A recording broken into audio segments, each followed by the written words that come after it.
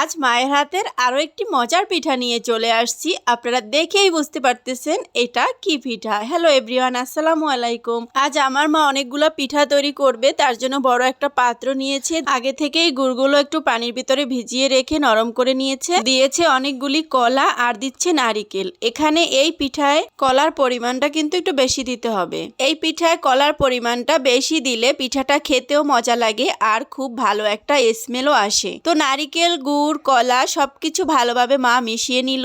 এখন দিয়েছে আতপ চালের গুঁড়া। এখানে শুকনো চালের গুঁড়া নিয়েছে, পরিমাণ মতো চালের গুঁড়াটা দিয়ে দিল। এখন ভালোভাবে হাত দিয়ে মাখিয়ে নিবে। এই মাখানোর কাজটা কিন্তু অনেক সময় নিয়ে করেছে।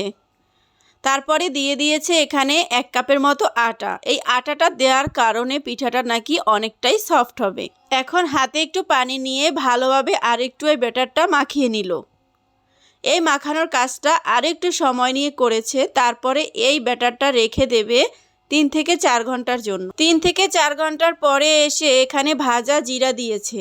একটা প্যানে পর্যাপ্ত তেল দিয়েছে, তেলটা গরম করে নিচ্ছে। তারপরে ওই ব্যাটার থেকে ছোট ছোট লেচি কেটে কিন্তু এই পিঠাগুলো ভেজে নিচ্ছে। মা 3 থেকে 4 ঘন্টা যে পিঠার ব্যাটারটা মাখিয়ে রেখেছিল, এটার জন্য যেটা হয়েছে, এই পিঠাটা তেলের ভিতরে দেওয়ার সাথে সাথে খুব সুন্দরভাবে ফুলে উঠেছে আর পিঠার ভিতরটাও কিন্তু ফ্লাফি হয়েছে।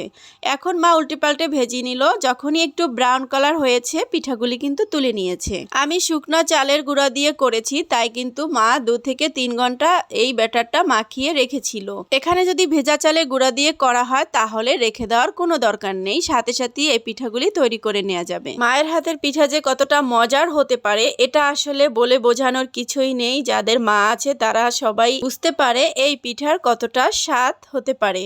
আমি একটু এই পিঠাগুলি একটু ভেঙে দেখাচ্ছি ভিতরটা কতটা সুন্দরভাবে কুক হয়েছে। এই ছিল আজকের মতো মায়ের হাতের বড়া পিঠার রেসিপি। আল্লাহ হাফেজ।